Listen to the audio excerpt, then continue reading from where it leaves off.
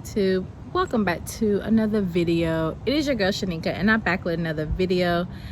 Before we get started, if you are new to my channel, welcome to my channel. My name is Shanika and I make everything histology related content and content for new content creators like myself, and etc, and etc, and etc. But before we get into today's video, I want you guys to turn on your post notifications bell so you guys know each and every time I upload a new video. And yeah, let's go ahead and get right into your Q&A. All right, so the questions or comments that I'm going to be reading, they're for my videos, of course. You know, I always feature your guys' questions or comments within my videos. And today I just wanted to do just a few of them in a total video. I'm getting a lot of comments and questions, and I'm super duper thankful for you guys for asking me. I don't know everything, but I at least can tell you guys things from my experience. Let's go ahead and get into the first question or comment. And this is from my video, how to pass the histology ASCP exam, tips on becoming a histotech. And also I did a video which is last minute study tips for passing the ASCP. So this question comment says, appreciate the tips and advice. This applies to both HT and HTL. From what I heard, HTL is more difficult and includes a lot more management level stuff. The two books cover those topics. Thanks again. You're welcome for the tips and advice. Once again, everyone's study habits are different. And yes, it does apply to the HT and the HTL. And whenever you are studying for the HT or the HTL, I typically say there isn't a difference, and that's only based upon my experience. Even if you are an HT, which I am, I don't see myself getting less of a benefit of being an HT. What I do see is the fact that if I am doing immuno things, or if I want to become, just say maybe a lead, or maybe a supervisor one day, then probably having an HTL would be beneficial, and I could, you know, sit for that test. But if you do have an HT or an HTL, test wise, with those study guides that I showed you guys in my video, they have the HTL questions, which is considered IHC. On the HTL, there are more IHC questions, so that's probably why there is a higher pay for some, you know, labs that you go to. If you do have an HTL, you can do immunos, or you may be level 3 histologist. So it just really depends as far as the lab that you're at. But I do know if you are taking the HTL, that just means that there will be probably more IHC questions on your test. And in your Frida Carson book, of course, you have IHC chapters, and I got the book right here, so I will show you guys. So in the Frida Carson book, your mom, right, in the Frida Carson book, if you look in the back of your book, which is chapter 12, and in that chapter, that's, you know, the IHC chapter. So if you know that you're studying for the HTL, definitely study this chapter. And it has EM in the back as well, if you work in EM or you want to be trained in EM.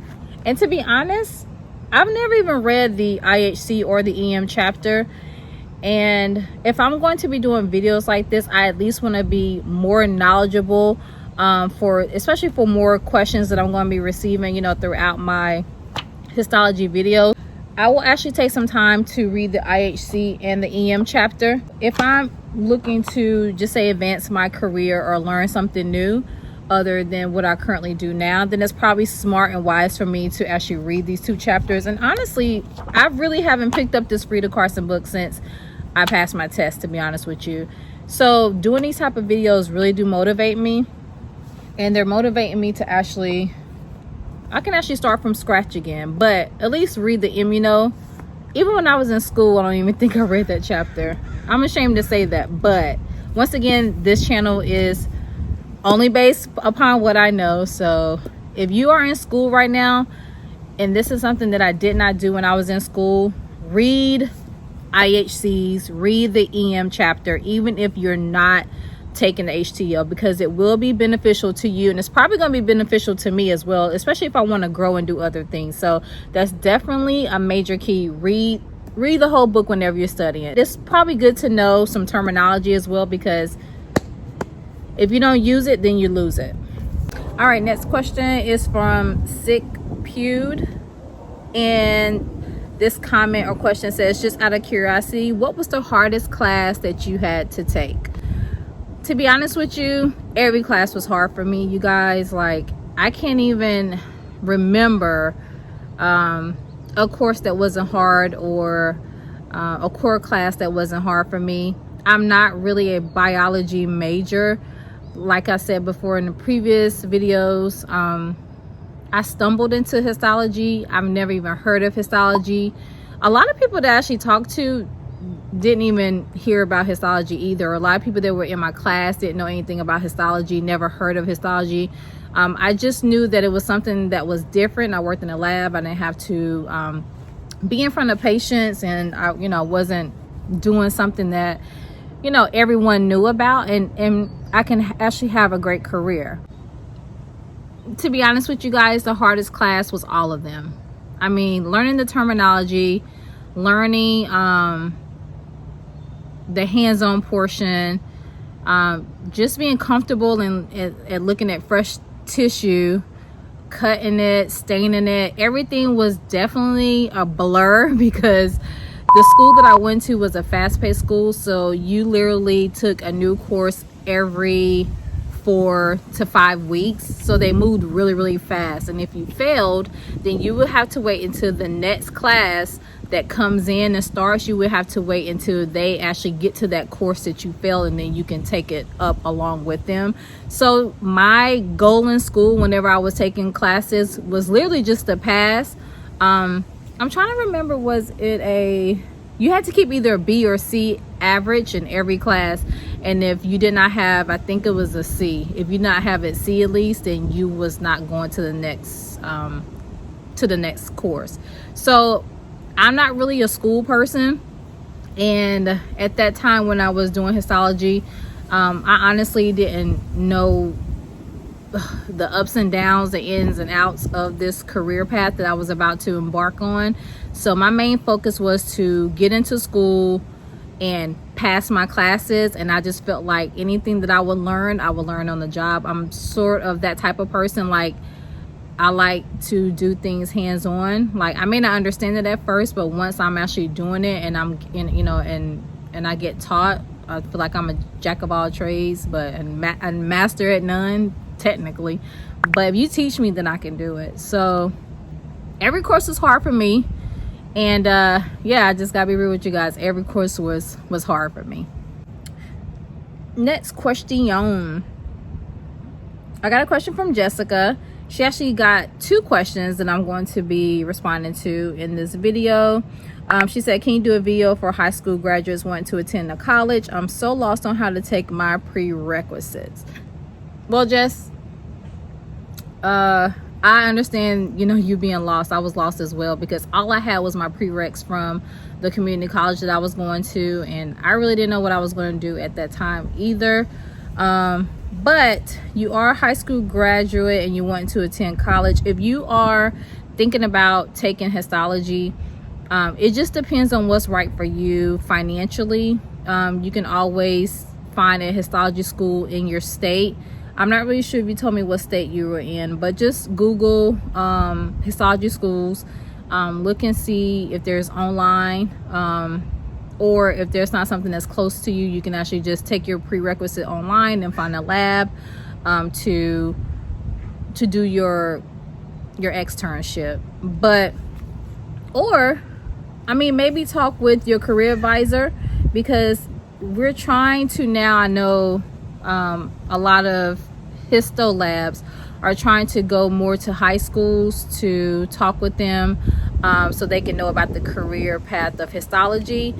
I'm not really sure if that's happening all over, but I know that it's been talks of, people doing that, trying to reach out to younger students.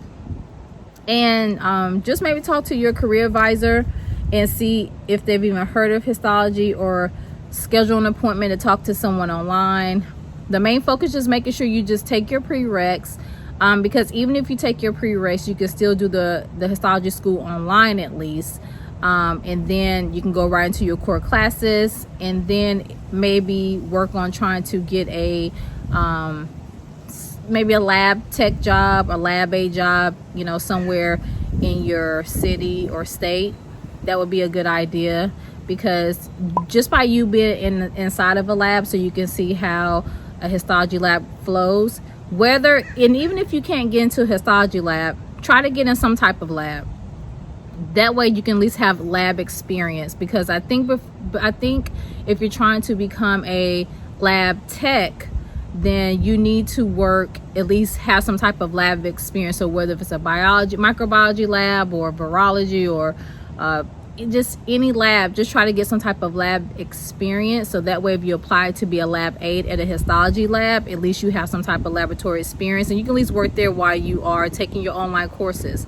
And that's, you know, you're killing, I don't want to use the word kill, but you are literally maximizing your potential. You're still going to school, you're doing your prereqs and your major histology, and you work in the lab, just say part-time or full-time while you are going to school online, which is a really good idea actually. So I hope that helps with your first question.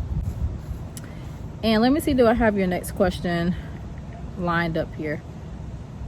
Okay, yep, I do. Can you do a video for those who only have a high school diploma and want to be a histology technician but don't know how to start?